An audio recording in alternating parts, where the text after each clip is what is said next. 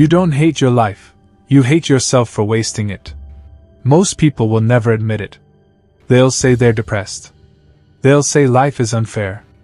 They'll blame their family, the government, the economy, their past, or their trauma. But the truth is far more uncomfortable than any of that. You don't hate your life. You hate yourself for what you've allowed it to become. You hate the fact that you were built for more, and you know it. You hate the potential that stares at you in the mirror every morning, unused, wasted, buried under laziness, fear, and excuses. You hate the fact that every day you're choosing the easy path, and then crying about the results. Let's stop sugarcoating it. You're not unworthy. You're undisciplined. You're not unlucky. You're unfocused. You're not broken. You're bullshitting yourself. You were born with fire, but you smothered it. At some point, life handed you comfort, and you took it like a coward. You chose escape over evolution. You chose dopamine over discipline. You chose distractions over decisions that could have changed everything. You wake up and grab your phone before your own thoughts. You scroll past people living a life you're too afraid to build. You eat to numb, you drink to forget, you sleep to run away from your own existence. You don't hate your life. You hate that you've been complicit in wasting it. And that hatred, that quiet, corrosive guilt, is eating you alive from the inside. That's why you can't sleep. That's why your confidence is shot. That's why you can't look people in the eye. Because deep down you know, you could have done more. You still can. But you don't. Most men will waste decades running from this truth. They'll buy things to feel alive. They'll chase women to feel wanted. They'll post quotes to feel deep. But they won't sit in silence with themselves and ask the hard question. What the hell happened to me? When did you stop trying?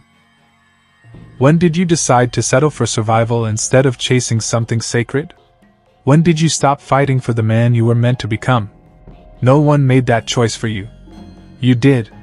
And that's the good news. Because if you made the choices that led here, you can make the ones that lead out. The war isn't out there. It's in you. It's between the man you are and the man you could be. It's fought every time you hit snooze. Every time you break your word. Every time you numb yourself instead of facing the fire. It's not dramatic. It's quiet. Subtle. Daily. And every day you lose that war, a part of you dies. Your edge dulls. Your light dims. Your pride shrinks. Until one day you wake up. And you don't recognize yourself anymore. You see a shell. A man full of resentment, blame, and regret. Not because life was unfair, but because he was too soft to rise when it was. You flip the script. You own it. All of it. No more blame. No more victimhood. No more waiting.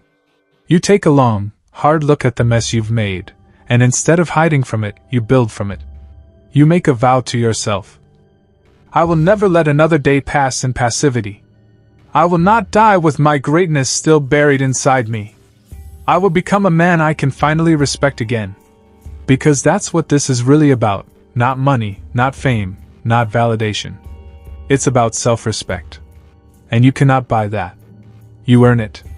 With blood. With silence. With repetition. With integrity when no one's watching. Start now. Not tomorrow. Not next week. Start by doing the hard things. Wake up early. Train your body. Read instead of scroll. Create instead of consume. Face your fears. Cut your distractions. Make your word law. Chase pain. Kill weakness. And most importantly, stop negotiating with your lower self. He is the enemy. He wants comfort, ease, escape.